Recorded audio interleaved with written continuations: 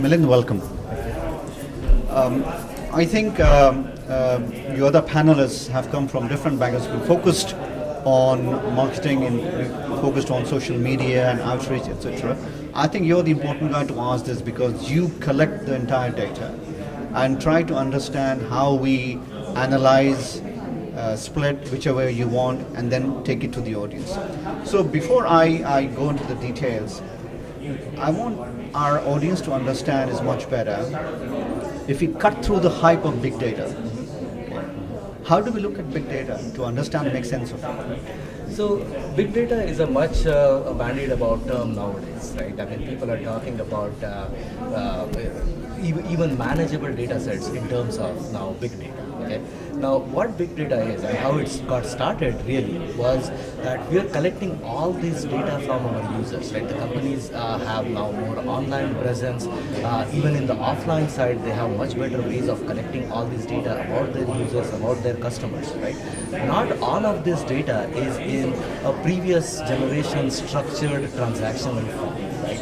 In that case, basically, I mean, that's where the social media and that's where the web information actually comes in, is all in the semi-structured form. Right? These are basically just maybe a bunch of blog posts that are coming in. People interact with your website and they generate all these huge amounts of logs. Now you really have to extract information of these from these logs.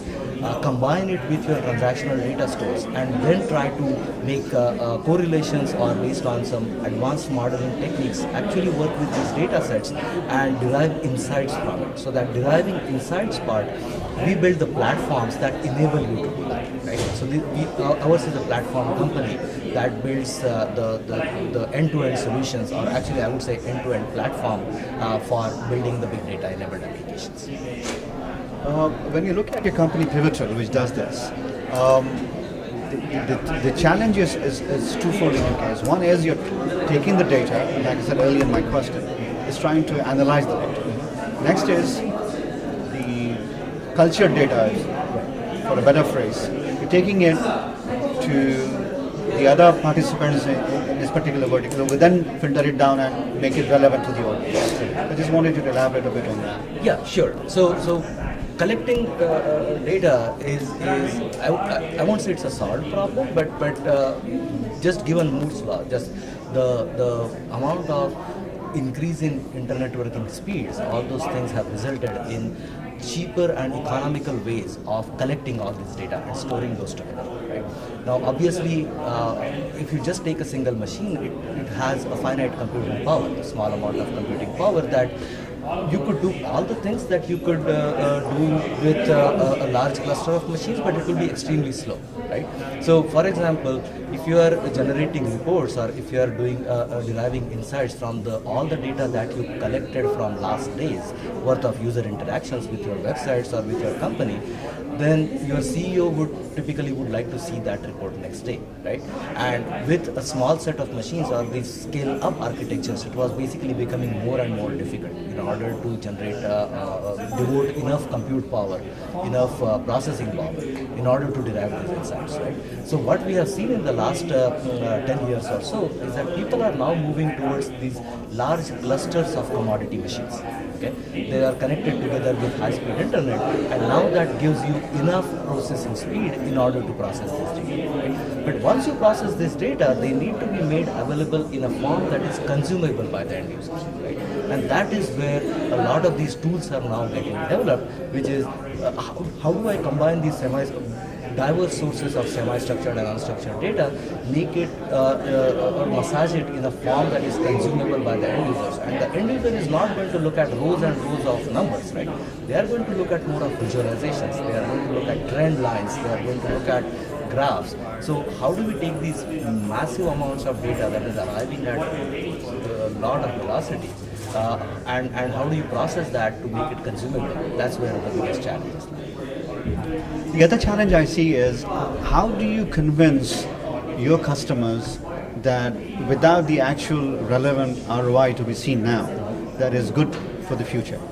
Because it's all about the numbers at the end of the day. Right, absolutely. So getting to the ROI quickest, I mean, it's one thing to buy this huge platform and start loading data, but getting to the ROI basically means you need to develop algorithms in order to work on that data, in order to make sense out of that data, derive insights from that data, right? So that is the role of a professional services organization. So we have a large data science team, as they call it, right? They basically have experience working with various verticals, be it insurance, be it healthcare, mobile, all those, or ISPs, all those things, right? They take the best practices that they have learned over the years and they basically apply to these new customers and the data that these new customers have collected and help them derive the return on investment as soon as possible. So I think professional services organization role in this new world of big data cannot be understated.